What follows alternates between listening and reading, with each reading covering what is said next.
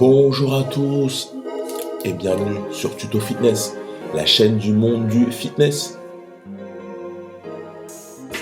Ça fait plaisir, ça fait un moment que j'ai pas fait de contenu sur internet. Et là j'avais envie de vous faire sous format podcast parce qu'au moins c'est plus rapide. Ça m'oblige pas à faire une vidéo, à faire du montage, à le transférer sur internet, ce qui est un petit peu long. Je me suis dit j'ai envie de faire quelque chose de direct, de concret et qui sert à tous, surtout qu'on est dans une période actuellement assez particulière, on est confiné chez soi, toutes les salles de sport sont fermées, et moi qui est coach sportif, c'est problématique. D'une part pour mon entretien physique, comment je fais pour faire du sport, pas d'excuses, hein, je viens d'aller courir, je m'entraîne quand même à la maison, malgré tout. Et après, sous l'aspect financier, comment je fais pour rentrer de l'argent, et là, c'est beaucoup plus problématique. Et je me suis dit qu'il fallait en parler. Alors avant tout, je voulais vous reparler un petit peu de mon parcours et surtout pour vous aiguiller si vous avez l'intention d'être coach sportif, pour vous montrer un petit peu c'est quoi, euh, bah, pour vous éclaircir un petit peu sur ce métier, tout simplement. Alors, moi j'ai commencé en tant que salarié en CDI quand j'ai été diplômé de mon BPGEPS, j'ai été directement recruté dans une salle où je faisais. Au début, j'ai démarré à 25 heures et ensuite j'ai réduit à 15 heures. Je faisais euh, coach en musculation et en même temps coach en cours collectif. J'ai arrêté d'être coach sur le plateau musculation pour diverses raisons, notamment que je m'entendais pas trop avec la politique de l'entreprise ou mis à part le coaching plateau, il fallait surtout euh, être un bon vendeur. C'est-à-dire que quand une personne venait faire une séance d'essai, fallait la convertir en client absolument et si ce n'était pas le cas, ils estimaient la direction qu'on n'avait pas fait bien notre travail, qu'on n'avait pas fait une bonne séance de musculation, alors que ils nous jugeaient pas forcément sur la séance de musculation, mais c'est surtout sur le fait que est-ce que la personne a été convertie en client. Et ça me plaisait pas trop, donc j'ai préféré laisser de côté l'aspect coach plateau et je me suis concentré sur les cours collectifs, qui me plaisait beaucoup plus. Je trouvais ça beaucoup plus fun.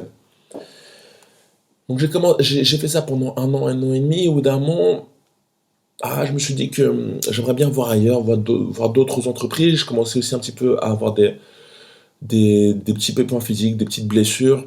J'avais envie de me ménager. Donc j'ai changé de boîte et je me suis mis à mon compte en tant qu'auto-entrepreneur. La bonne nouvelle, c'est que j'ai trouvé rapidement du job, des entreprises qui recrutaient en me connectant sur des groupes en particulier, des groupes privés sur Facebook. Donc c'est vraiment facile, ça. Tous les coachs sportifs sont au courant de ce genre de groupe. Et j'ai trouvé rapidement des offres d'emploi. Donc au début, je trouvais ça pas mal. C'était payé 30, 35 euros de l'heure, 20, 25 euros. Ça variait. Et je me disais, ça c'est pas mal. C'est moi qui peux gérer mon emploi du temps et mon budget, donc ça me convient. Donc j'ai fait ça pendant un an et demi. Je jonglais au début sur trois entreprises et après je me suis concentré sur deux qui me payaient aux alentours de 25 à 30 euros de l'heure. Et j'arrivais à tenir les meubles. Sans trop non plus, sans trop me donner. Je tourne aux alentours de quinzaine d'heures par semaine. Ce qui s'apparente à me lever le matin tranquillement, grasse matinée. Je commence à partir de midi, midi et demi mes cours. Je rentre à la maison, je mange et après j'ai généralement un ou deux cours le soir et puis voilà, c'est terminé la journée. Avec ça, j'arrive à vivre, j'arrive à payer mon petit loyer, je suis célibataire, sans enfant, donc ça va, la vie est belle. Donc ça, c'est la première partie, CDI où il y a quand même la sécurité de l'emploi, on peut cotiser pour Pôle emploi, etc. Donc ça, c'est la première partie. Et après, j'ai quitté ça pour me mettre en auto-entrepreneur. Donc là, il y a moins de sécurité, mais un peu plus de liberté. Ça, c'est le premier cas. Deuxième cas, que je n'ai pas encore expérimenté, c'est faire le mix de deux. Le mélange des deux.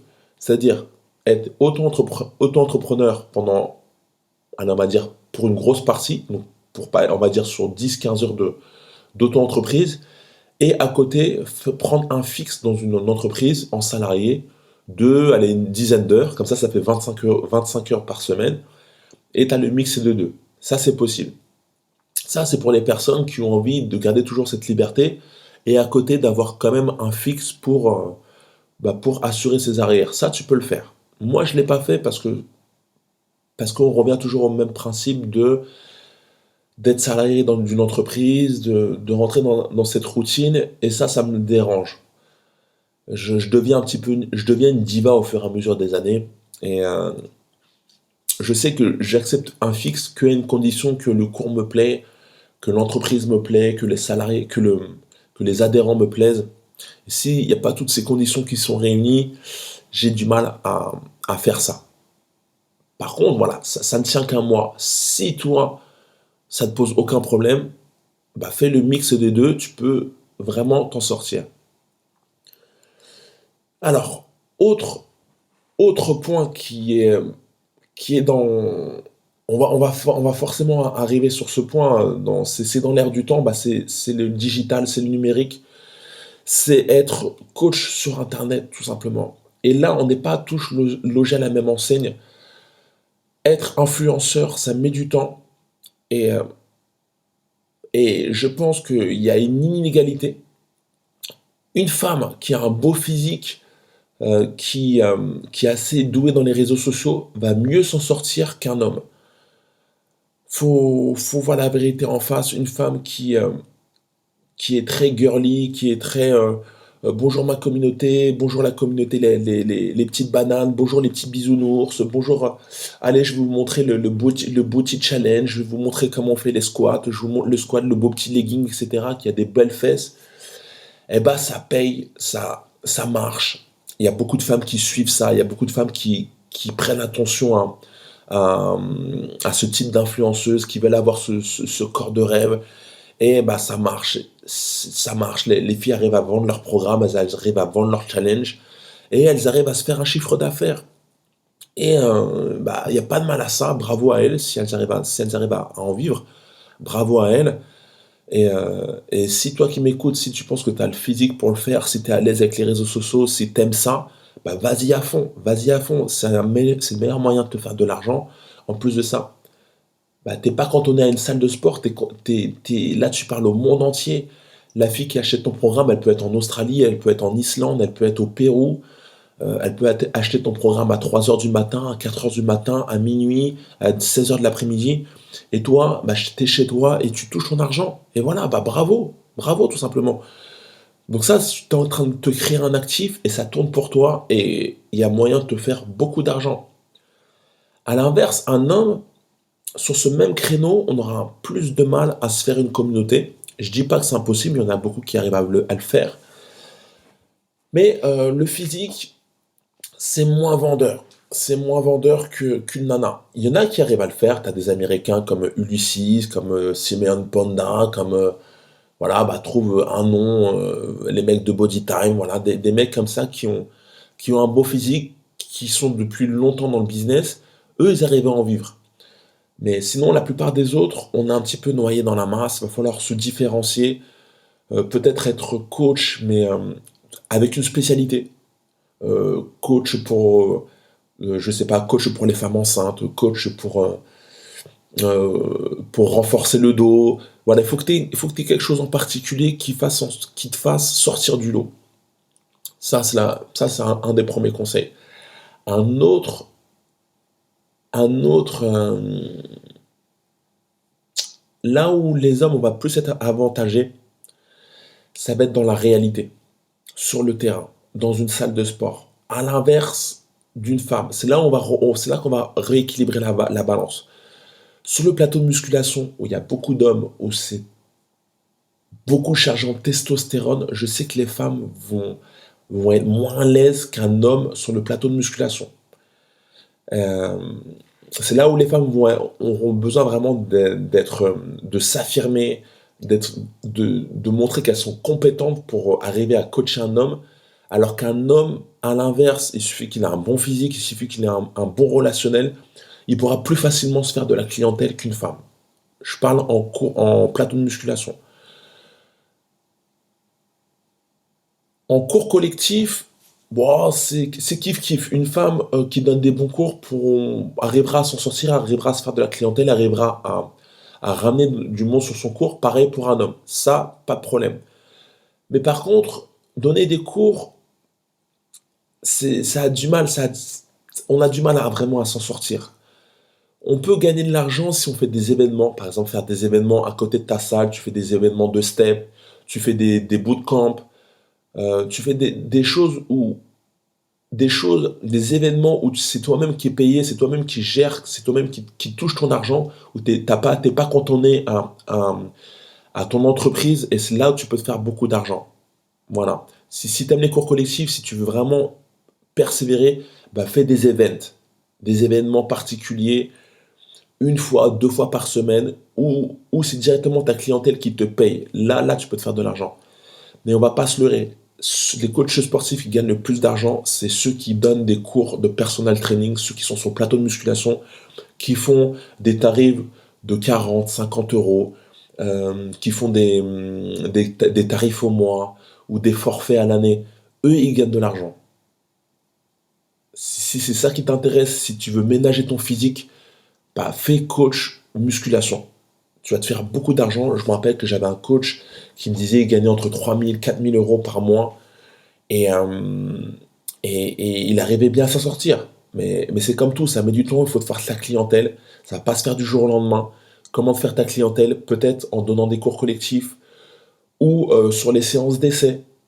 Je sais qu'il y a beaucoup de salles de sport qui font des séances d'essai. Donc la séance d'essai, c'est quand tu as une personne qui vient de s'inscrire, qui est débutant, qui ne s'y connaît pas trop en cours de musculation. Bah, tu es là pour l'accompagner, pour lui montrer comment utiliser les machines, comment utiliser le vélo, le tapis de course.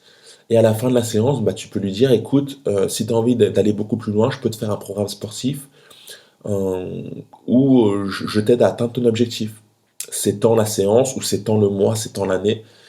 Et si ça s'est bien passé, bah, tu peux convertir ce prospect, cet essai, en un client potentiel. Et c'est comme ça que tu vas te faire ton chiffre d'affaires. Et c'est comme ça que tu vas pouvoir vivre, et c'est comme ça que tu vas pouvoir t'en sortir. Faut prendre en compte que les salles de sport vont te faire payer un loyer.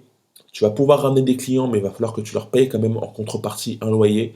Ça varie entre 500 et 600 euros. Donc prends vraiment ça en compte. Il va falloir quand même, pour vivre et dégager un chiffre d'affaires, il va falloir que tu aies un grand panel de clients. Prends ça en compte. Mais on en arrive dans un cas particulier où tu as toutes les salles de sport qui sont fermées. Bah, comment on fait?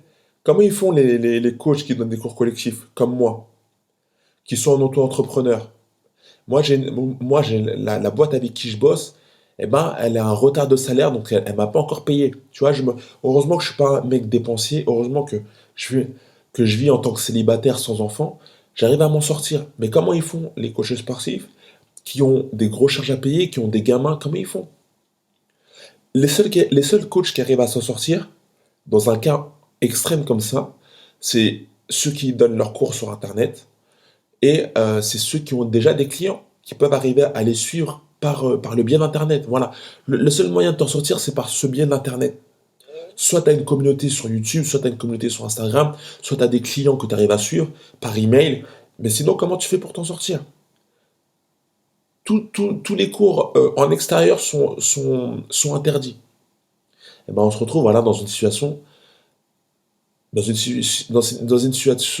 un petit peu désespérée. Donc voilà, j'ai envie de te faire prendre conscience. Si tu as envie de démarrer ce métier, ne néglige pas Internet. Ne néglige pas Internet, parce que quand tu as toutes les salles qui sont fermées, bah au moins tu as un actif, tu as une communauté qui va te suivre et qui pourra quand même te payer malgré que les salles soient fermées. Donc un conseil, si tu es assez doué sur Internet, mets-toi-y à fond. Un autre conseil, si c'est pas Internet, crée-toi une clientèle. Ça va mettre du temps, mais il va falloir que tu sois compétent, mais au final, ça permettra aussi de te ramener de l'argent malgré que les salles soient fermées. Sinon, bah, tu te retrouveras un peu dans ma situation, bah, de vivre sur tes économies. Et sachant que l'URSSAF, pour l'instant, il n'y a pas de subvention, il n'y a rien, il faudra quand même payer les charges. La seule solution qu'ils proposent, c'est d'étalonner les charges, c'est-à-dire qu'au lieu de payer plein pot le mois, bah, tu peux le payer sur plusieurs 3 4 mois. C'est ça la seule différence qu'ils te donnent. Mais il faudra quand même malgré tout payer les charges. À moins que le gouvernement propose une aide financière, ce que je doute. Mais voilà, on se retrouve dans une situation un peu particulière. Je t'ai donné mon point de vue. Si toi, tu es coach sportif et que tu as d'autres solutions, ça me ferait plaisir que tu laisses des commentaires. Ça pourra aider la communauté. Si toi, tu as des questions, pose-les dans la barre de commentaires. Et on se retrouve très bientôt pour un prochain contenu. Portez-vous bien, continuez à faire du sport, continuez à courir, à vous entretenir. Et portez-vous bien et bon courage à toutes et à tous.